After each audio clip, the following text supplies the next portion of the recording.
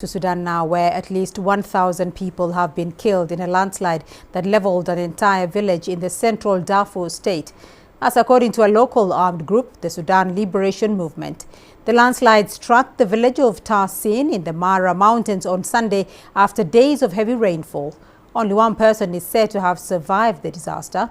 So far, local sources say 90 bodies or victims have been recovered, with the pace of removing the debris and recovering remains slow and using primitive equipment.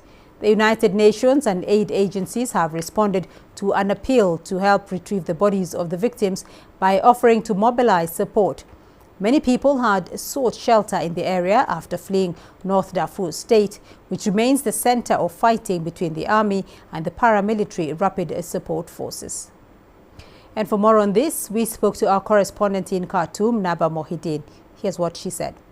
Actually, this painful incident is not the first incident in Jabal Marra. The same incident occurred in 2013. Right now, the situation is still beyond dire.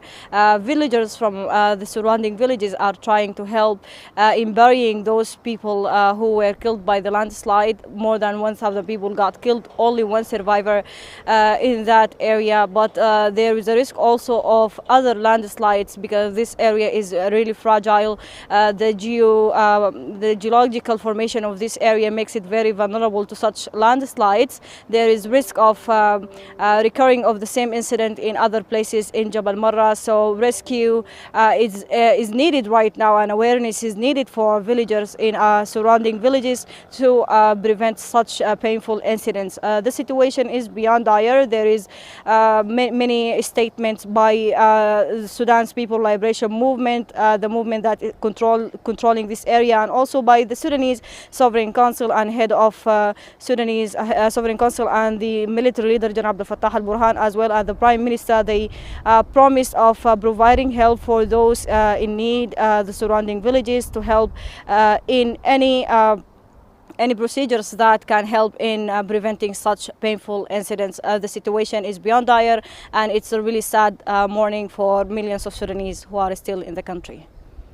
Actually, this needs a really faithful cooperation between the rebel group that controlling this area under the leadership of Abdul Wahid Mohammed Noor and the Sudanese government, and also the NGOs that may help people who are still trapped there, the villagers in other mountains, in Nuba Mountains and in Jabal Marra, the surroundings of Jabal Marra mountain. So it needs an urgent intervention, and it needs a cooperation regarding the politics, regarding any kind of disputes between the rebel group under the leadership of Abdul Wahid Mohammed Noor and the Sudanese government to facilitate aid, to facilitate rescuing villagers in surrounding villages, to make sure that such painful incidents will not take place in near future, because it's really vulnerable to such incidents because of the rainy season, because of heavy rains, and because of the formation of that area makes it very vulnerable to landslides. It's not the first time, and maybe it will not be the last time unless all of the parties cooperate to help those in need and to evacuate the villagers in surrounding villages. Landslides are a recurring problem on the African continent. They are triggered by extreme rainfall events that cause widespread flooding and often impact areas where soil has been recently disturbed for development.